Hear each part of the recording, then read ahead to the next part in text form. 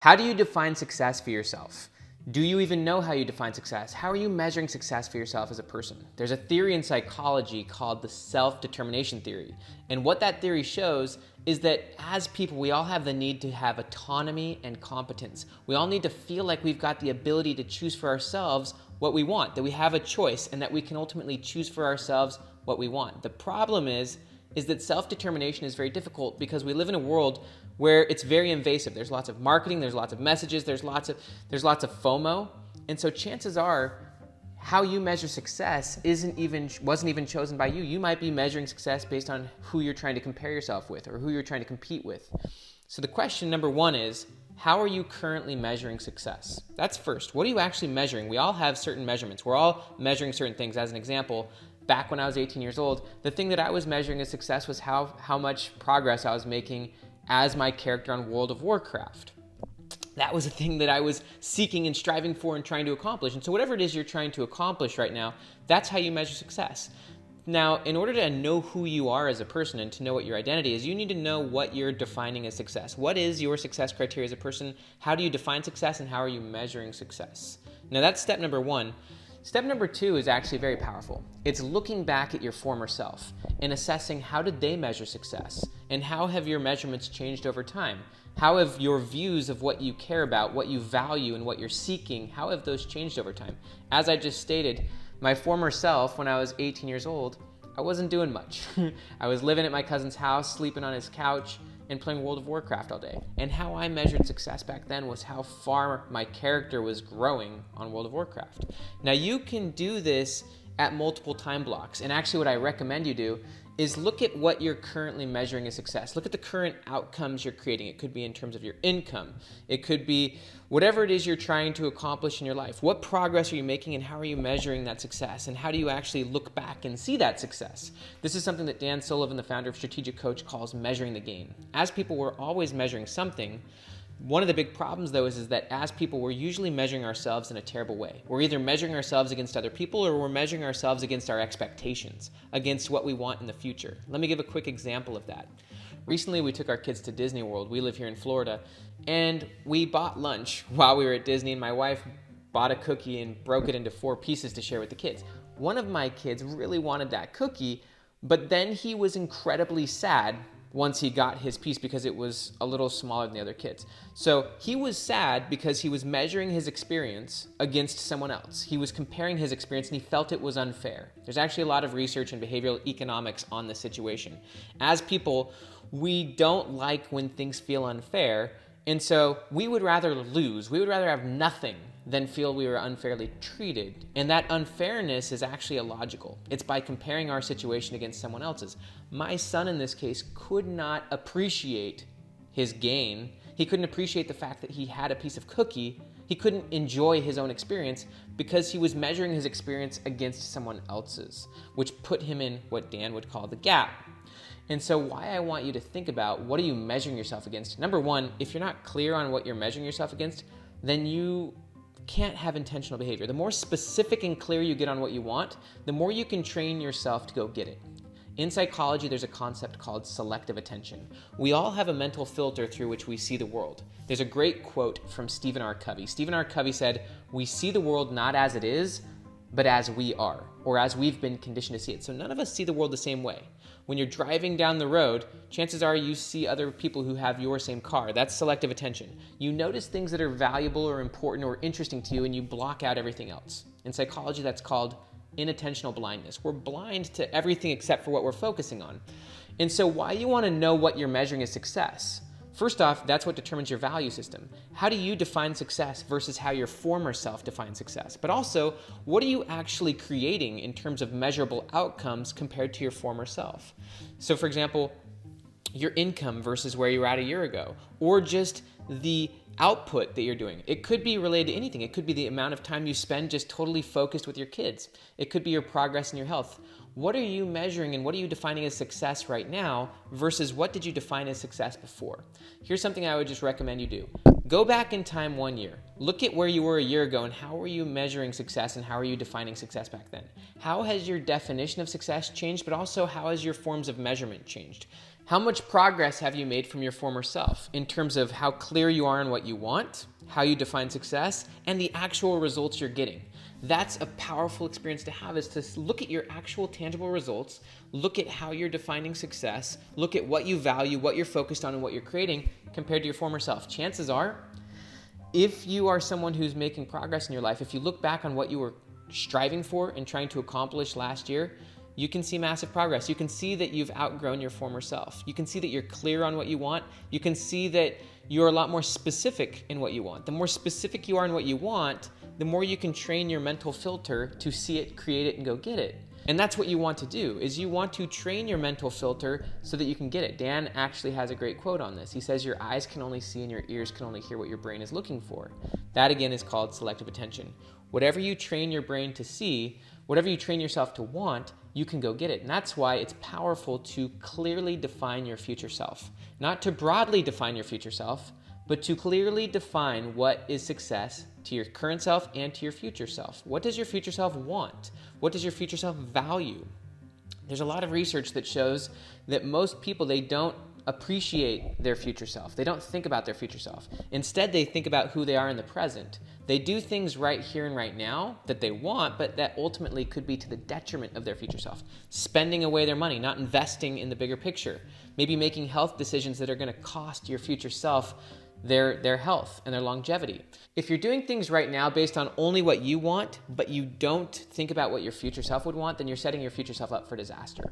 Here's where the research gets really cool. The truth of the matter is that your future self will be a different person than you are, just like you're a different person than you were in the past. You can look at how you currently define success and then look at how your former self defined success. And you can see the difference. Your future self may have bigger goals, may create bigger outcomes. They may also have different goals based on different values. You may have had experiences over the last year that really helped you clarify what matters to you. Maybe you went through a tragedy or a trauma, and that really forced you to think about what you really want. And so now you define success differently. Maybe now you're focused more on relationships or more focused on your faith or your spirituality. But also, maybe you've made progress that have expanded your confidence, and so now you're striving for outcomes way up here, whereas your former self had no business even thinking about that. They couldn't even imagine it. So pulling this together, your definition of success is your identity. It's what you're striving for, it's what you're measuring, it's what you're trying to create. That is different from how your former self defined success. And if you look at your former self in terms of what they were actually measuring and in terms of what they were striving for and what they were defining as success, you can see, hopefully, that you've evolved and grown a lot. But the same is going to be true of your future self. Your future self knows things that you don't know. They're striving for things that you're currently ignorant of. They're working towards things that you can't even imagine. And so one of the things you want to do if you want to create massive growth in your life is, first off, you want to imagine who your future self is, and you want to think about how would they define success.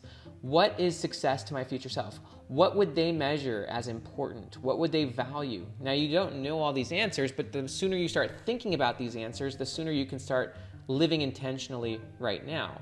In psychology, the concept is known as prospection. Prospection is the idea that as human beings, we think about our future a lot, and we use our views of the future to create our plans, our actions, and our strategies right now.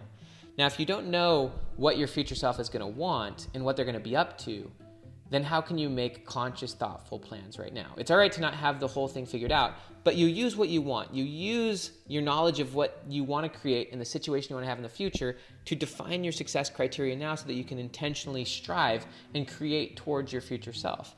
And then as you make progress forward, kind of going off Dan Sullivan's gain and gap model, every step you take forward, you can reference back towards your former self and see the progress you've made. There's a lot of research from B.J. Fogg. B.J. Fogg's a Stanford psychologist, and what he's found is that making progress and being successful is a lot easier when you feel good. That's why you want to celebrate your victories, celebrate your wins. Look back and see the progress you've made. Look back and see how much different your perspective is than your former self. Look at how much you've grown and how much you've changed. There was actually a really interesting interview between Daniel Kahneman and Adam Grant. These are two very famous, very successful psychologists. Daniel Kahneman is actually the only psychologist, I believe, that's won a Nobel Prize. He wrote the book called Thinking Fast and Slow. I believe that book came out about 10 years ago, and that book is like the tome of behavioral economics. It's how our brains work. And Adam Grant asked Daniel Kahneman, do you still see the world the same way that you did back when you wrote that book? And Daniel Kahneman said no. He said he's changed a lot in his understanding of how things work. And basically Adam Grant said, well, how do you feel about that? And Daniel Kahneman said, I feel great about it. I'm so glad that I see things the way I do now because I can see so much more than what my former self could see. And then Adam Grant was basically saying, well, how does that make you feel about the book? You know, the book came out 10 years ago, and if you maybe potentially disagree with some of the stuff in the book, how does that make you feel? And Daniel Kahneman basically said that that was fine. You know, he didn't think any differently about the book. The book was a reflection of where his thinking was at the time, and that takes nothing away from the book. His current self, though, is expanded from his former self, and he's grateful that he can see that progress. He's grateful that he sees things differently. He's grateful that he's not as blind to things that his former self was blind to. So it's powerful to realize that your definition of success right now is hopefully more powerful than your former self's. Now, when you get clear on your definition of success, when you get really specific on what criteria you're measuring yourself against, you can then stop competing with anyone else. You can stop worrying about what anyone else is doing because you're not actually competing with anyone else. Your definition of success is different from anyone else's definition.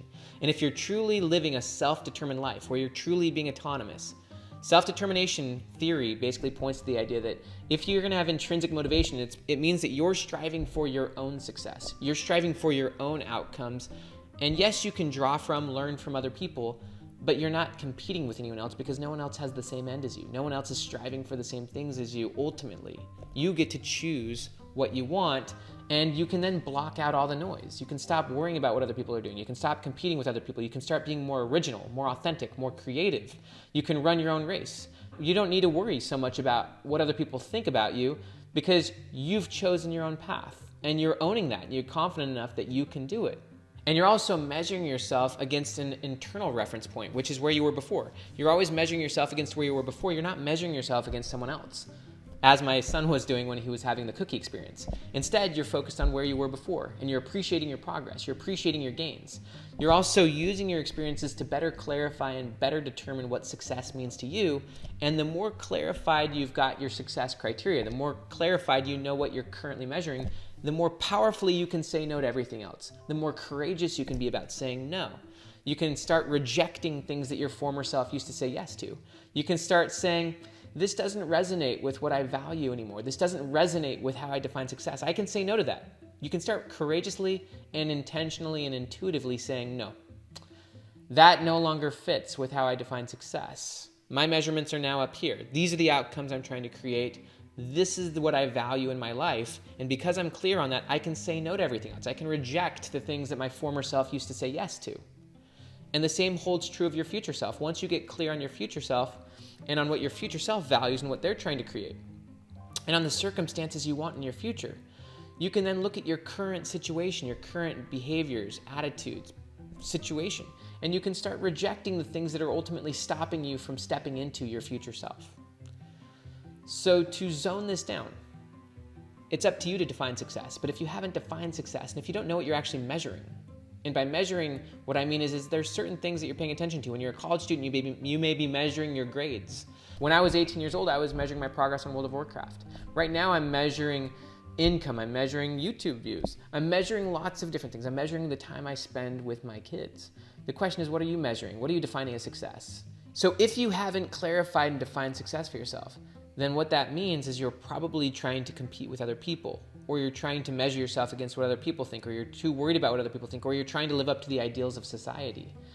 And that's not self-determination. That's having an external reference point where you're always measuring your life against something outside of yourself, or against even some expectation in your head, which makes you perpetually unhappy. It keeps you on the hedonic treadmill. So define success for yourself, get clear on your measurements, regularly reference back on your former self and see your own progress in how you're defining and measuring success. Say no and reject the things that are outside your measurement of success. Define your future self and what they want, and use that as a new baseline for what you reject in your life right now and what you say yes to and what you move forward towards. This is how you can live an intentional life. This is how you can make massive progress. This is how you can be self-determined, where you're no longer living based on external reference points, but you're running your own race. It's a very powerful place to be. Right here, you can get access to the next Future Self video. Please like this video. Please subscribe to the channel. Have an amazing day.